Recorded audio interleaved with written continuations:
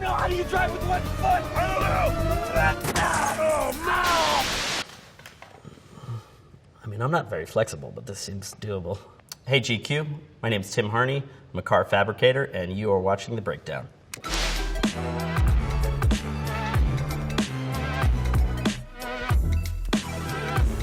So this is Transformers. Look, this isn't something, you know, I can't get straight to stop. Look, I was such a Transformers fan. It's just like exactly what led me into building cars.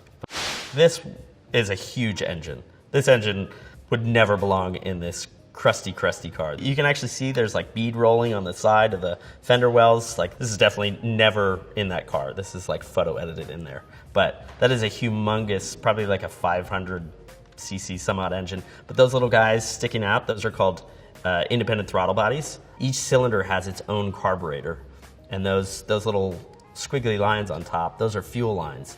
And so that's meant for like a massive amount of gas and air. And that's like those like top fuel engines. That doesn't belong in there. Totally wrong.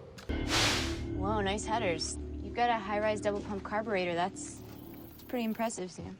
So she's talking about high-rise headers. So the headers go above the engine. For engines that produce a lot of horsepower, they work so fast that they don't need a big exhaust, and it doesn't really matter. They're really loud, so it's usually meant for like race cars. You wouldn't have that on a street car. It squirts the fuel in so you can go faster. Oh, I like to go faster. Typically, like, only high-performance cars have double pumpers. Initially, on carburetors, there's always something that sprays a little bit of gas in, but then on high-performance cars, they can have a secondary pump, which sprays a bunch more gas in. You know, all an engine is basically harnessing an explosion. So more fire, more air, bigger explosion. It looks like your distributor cap's a little loose. If your distributor cap was loose, that is your points. You probably wouldn't have a distributor cap if you had that engine.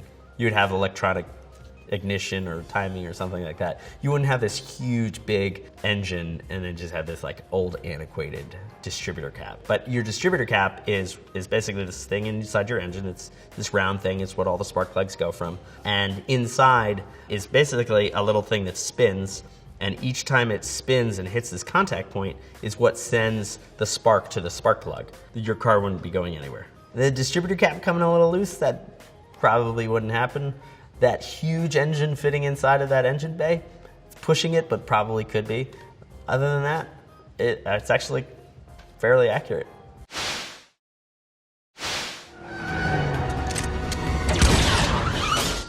You gotta have about 2,000 horsepower in that thing. Try 3,000.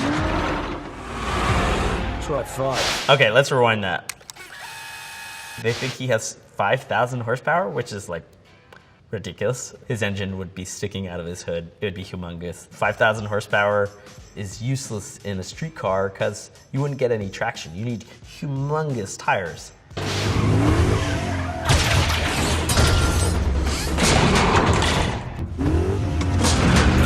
Even the Bentley shooting a little thing off of it, the Bentley probably would fold in half. It's like made out of aluminum.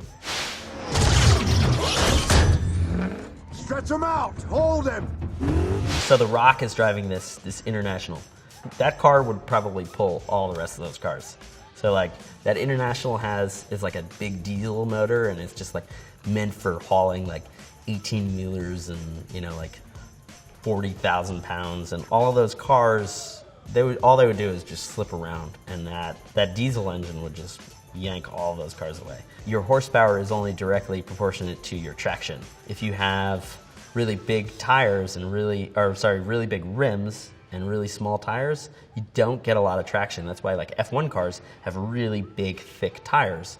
You need your tire to actually kind of flex and bend a little bit to actually get traction, or else all you're doing is just kind of skipping and spinning it on the street. And this is a Jaguar that Jason Statham's, and his tires are catching on fire. Yeah, I think your brakes would catch on fire. I mean, like, listen, if you sit and you do a burnout in a car, eventually it's gonna eat away all the rubber. It's gonna get really hot. Once in a while they'll catch fire, but like, and then it'll just pop the tire, and then now you're just on your rim. You just melted your tire off. Get out of there. I'm working on it. Stop working on it and do it. Nice. NOS. This company called NOS. All it is it allows more oxygen into your engine. If you have more oxygen and more gas in your engine, bigger the explosion, hotter the explosion. So adding NOS to it is like a sneaky way of getting more oxygen into your combustion chamber. So having two huge tanks like that would be ridiculous. You only need one. So fire coming out of the back?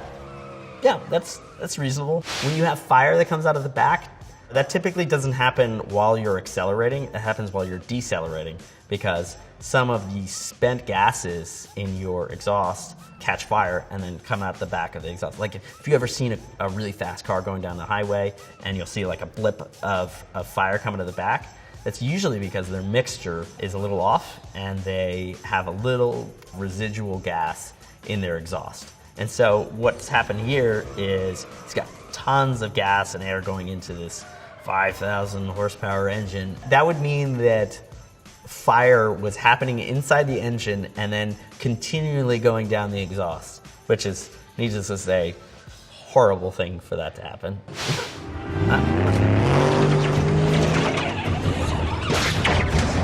Those Bentleys are like made out of nothing. All right, I'll pause it there. That's like a 5,000 pound car.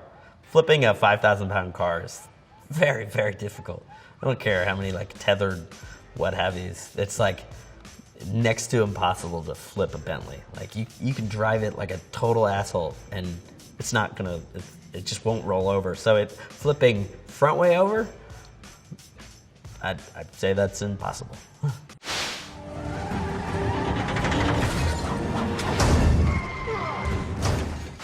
Doors come off easily. Whenever you want your door to pop off your car, all you gotta do is just give it a nudge. That's totally true.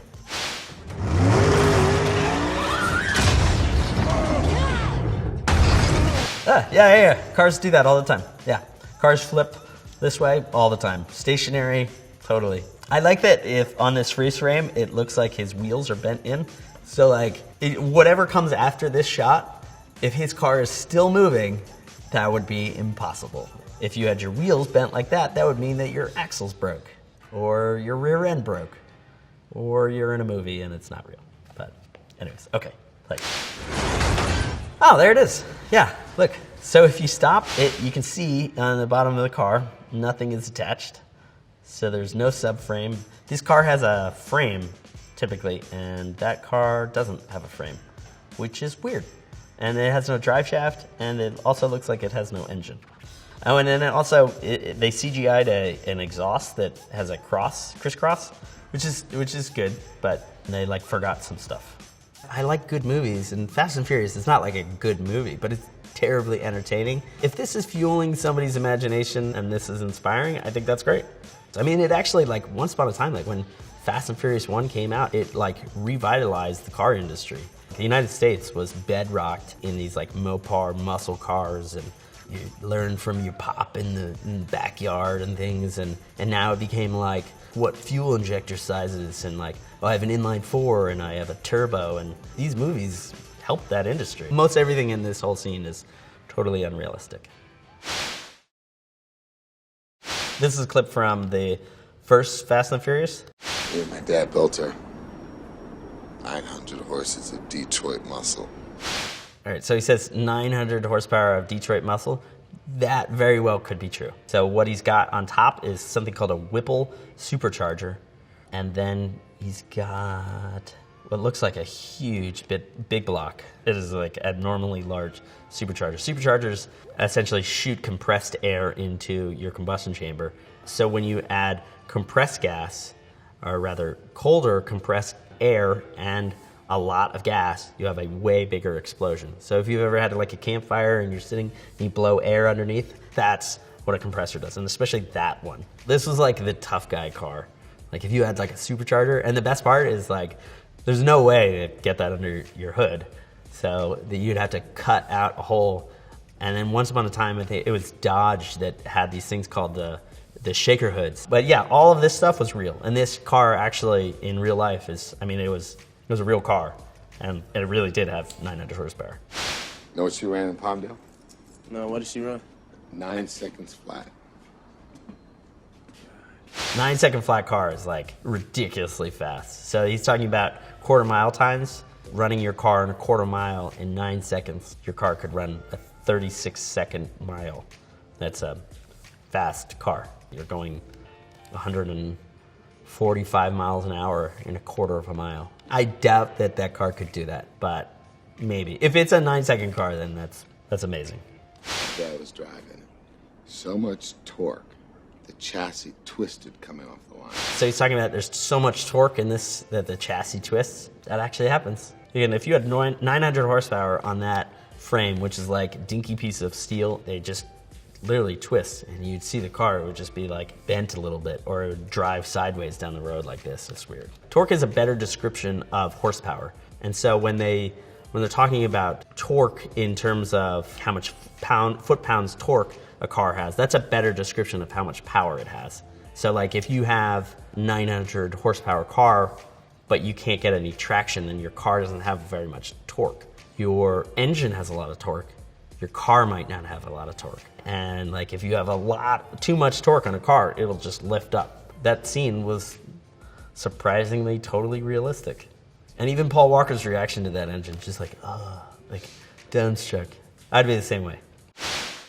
So next up we have my cousin Vinny. These two equal-length tire marks had positive traction. Can't make those marks without positive traction, which was not available on the '64 Buick Skylark. So she's talking about something called posi traction. Cars in the 70s and 60s, they had a fixed axle rear end, and there was only 3 cars that had independent rear suspension. And so the idea behind having independent rear suspension is that you have your wheels are on the ground more, you have better traction. And this whole scene is about that the tires are even, which mean that you would have to have independent rear suspension. I find it hard to believe that this kind of information could be ascertained simply by looking at a picture. You could tell by looking at a photo of tire marks, right? Like a car peeling out and going really fast and laying down a bunch of rubber. You'd need to know your stuff to know. This movie came out in like the 90s, right? And she's talking about cars from the 60s. But she's actually wrong in this. She said 2 cars had it, 3 cars had it. The '64 Skylark had a regular differential, which anyone who's been stuck in the mud in Alabama knows. You step on the gas, one tire spins, the other tire does nothing. That is correct. So what she's describing, if it has a limited slip differential, limited slip means that this is your engine, your drive shaft comes back, it goes into your differential, that gearbox I was talking about, and with a limited slip, it allows one wheel to torque differently than another wheel. And the idea is that you want to maintain power. So let's say I'm going over a bump. This rotates faster just for a minute than this wheel does. If you had a fixed axle, right, without a limited slip, both of these would rotate at the same amount. And so you would see that break in tire marks. The '64 Skylark had a solid rear axle. Yep. So when the left tire would go up on the curb, the right tire would tilt out and ride along its edge. But that didn't happen here. The tire marks stayed flat and even. This car had an independent rear suspension. This is my like future wife right there. Now, so she's describing something. It's 100% accurate. Again, when you have independent suspension, this tire goes up and is still maintaining traction, and this one's just going on its level surface right here. These tires are capable of spinning and moving at the same kind of forward momentum, and that's only achievable with a limited slip or independent rear suspension. In the '60s, there were only 2 other cars made in America that had positive traction and independent rear suspension and enough power to make these marks. One was the Corvette. The other was the 1963 Pontiac Tempest. And the Corvair. Corvair was a rear-engined American car that they wanted to make it into like a muscle car, but it was like it was more like European. Also had independent rear suspension, also that same year. My cousin Vinny is like iconically accurate on everything she's describing, and her accent is also pretty spot on too. This is Pineapple Express. Oh, what are you doing? Oh, what are you doing? Oh, shit! I did a race once upon a time that the entire race was backwards. It's only 1 gear going backwards, so you don't go very fast, but yeah, you could totally drive a car backwards for as long as you want. I think they were trying to show in the movie how like relatively slow it was going. It wasn't like an exaggerated Hollywood bump, but like those cars are actually meant to, they used to have like pusher bars, and they were designed, they were reinforced in the front so they could push cars out of the way.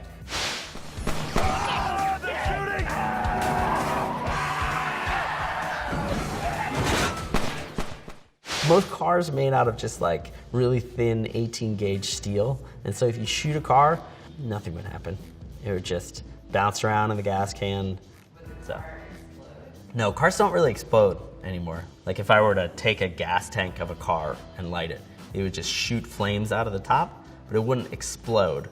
When you see a car explode, it's typically it's when it's compressed. Compressed gas explodes. Like for fuel injection, if you have that catches fire or something, or if you hit somebody on the side of their car and the gas line's right there, yeah, that'll explode. What would probably happen is that the bullet would pierce the metal and it wouldn't ignite anything. All it would do is just make a hole, and then gas would start dumping out. How do you drive with one foot? I don't know. Oh, no. I mean, I'm not very flexible, but this seems doable. Windows on cars are tempered, but they have safety glass in them. So windshields and side view glass are different. I think it was back in like the 70s, the United States made that all windshields need to be safety glass. So if something hits it, it'll shatter. So it doesn't have like really sharp pieces of glass, so you like get stabbed on. If you look at it from a funny angle, you'll see it has like kind of a wavy line to it, and that's because there's plastic inside of it. And they sandwich two pieces of tempered glass, and that's what makes a windshield. It's designed to not collapse on the driver. That glass should be like, you could just punch right through it. After a bullet goes through it, by itself, yeah, pretty impossible to just punch through it. You would break your hand. Let's fast forward a little.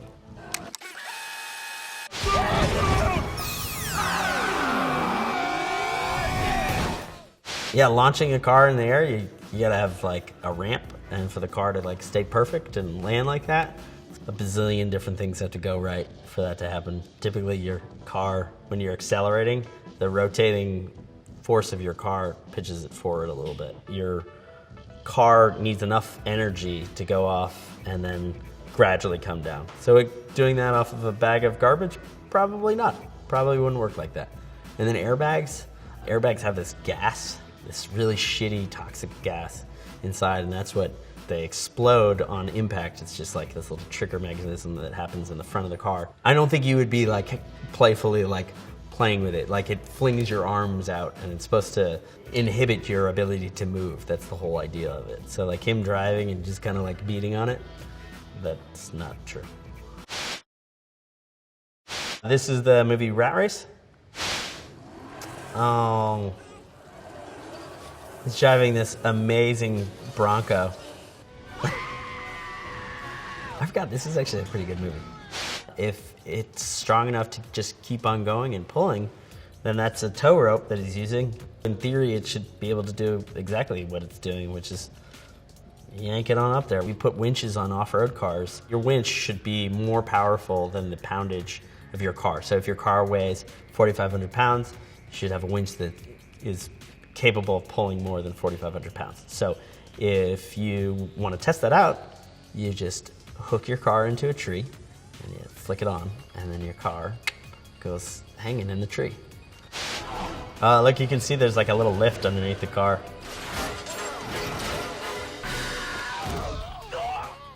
That rope is stronger than that metal, so like that big metal radar thing would break off before the rope would snap. I mean, tow ropes are supposed to take like 20,000 pounds or something like that. So like you're supposed to be able to hook multiple cars on, like if you're off-roading and you need to get your buddy's rig out of the mud, it's not just the weight of his truck that you gotta get at, it's the weight of however much it's stuck. So it's that multiplied by how much force is grabbing onto the truck.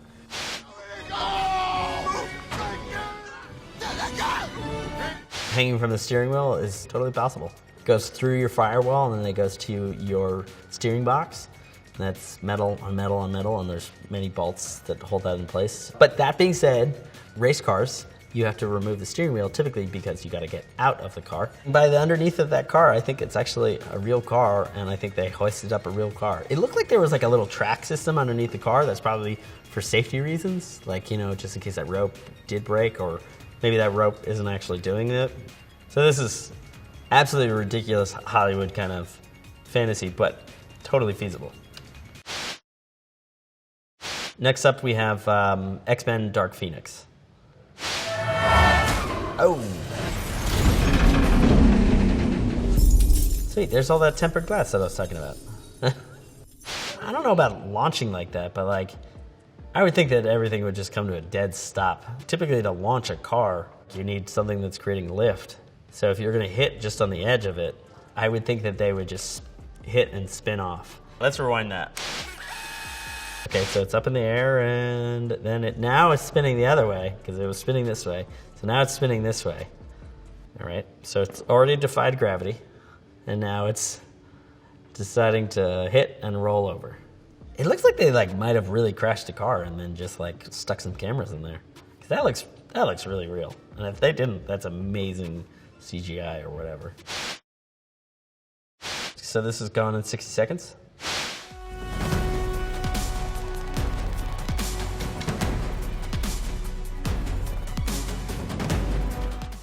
So pulling the ignition out of a cylinder actually does work on older cars. If you look at a modern day key, it'll have a dot on it. And if it has a dot, that means it has a microchip in it. And that means that when you put your key in your car, it sends a signal to the computer that says, we're friends and we can do this. Old cars, there's really only like 3 wires. And so if you pull that out, you could stick a screwdriver in, just spin it.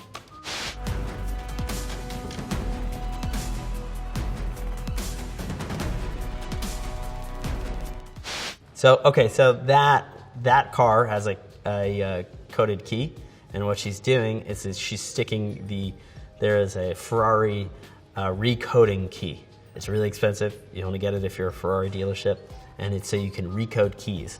Normally when your Ferrari doesn't start and you lost the keys, they tow it back to the Ferrari dealership and they give you a new ECU, which is your computer of your car, and then they give you a new locking mechanism, like $5,000 or $10,000, depending on what year your car is. It's ridiculously expensive. So if you own a Ferrari, don't lose your keys. I don't know, it's too early to tell.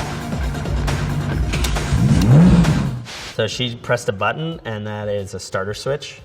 So that's a thing that we use to start engines when you're like testing engines. So when you do the starter, you plug that into the starter motor itself, which is attached to the engine. So when you're pressing the trigger button, that means that either you don't want to go inside and start it yourself, or you don't have somebody else to help you, or it's because you don't know which wire to spin. But on a modern car, you wouldn't be using the trigger. Without the key in, without it programmed, the car won't start. It cuts off. It has a fail-safe in it. So like modern Ferraris are actually pretty clever. They cut the fuel line off as well as disabling the ignition. So they're a big pain in the ass. That's why, like, if you're stealing a Ferrari, it's because you either have the key or you are holding the person ransom. But... Okay, so this is planes, trains, and automobiles. Push, put your own face I am! Oof. Push, for Christ's sake! I think we have to rock it a bit. This car is a Buick LeSabre, and it was like notoriously the ugliest car ever created. But they would never break down. They were so like overbuilt. So right before this car was on fire and like surprisingly still kicking. This looks like just the roof caught on fire, the back end of the car, but like it being lit on fire and driving around, possible. So good, hand signals. Like the wheels wobbling. So when your wheels wobble, it's either because your wheels are not balanced properly or they're not on correctly. So the car like moving steadily. I mean, it's obviously real, but it just means that poor car has been through a lot. So he's got a donut in the rear, and then he's got his wheels wobbling. Looks like the donut's more stable than the actual wheels. It looks like the side panels from the Woody. It's kind of like just having a campfire on the side of your car. say with any degree of accuracy exactly how fast we were going. 78 miles an hour. 78. I don't think that car could go 78 miles an hour with 2 wobbly wheels and a donut. You're only supposed to go like 30 miles an hour on them. It says it on it. They're a little piece of rubber and there's like not that much air in them. You're supposed to just like hobble off the road. So like continue to drive on one, going 78 miles an hour, I wouldn't do that. And you got no outside mirror. No, we lost that. You have no functioning gauges. No, not a one. However, the radio still works. I mean, you could get rid of all of your instrument panel. It still work. I mean, the instrument panel is just telling you what's happening in the engine and things like that, like how fast or how many, maybe your oil pressure or your volts in your charging system. But like generally speaking, that's just showing you what's going on. It's not doing anything other than just a display. So you can technically rip all of that out of your car and your car will still keep on going. We watched a bunch of car clips today. I hope you liked it as much as I did. Thanks for watching.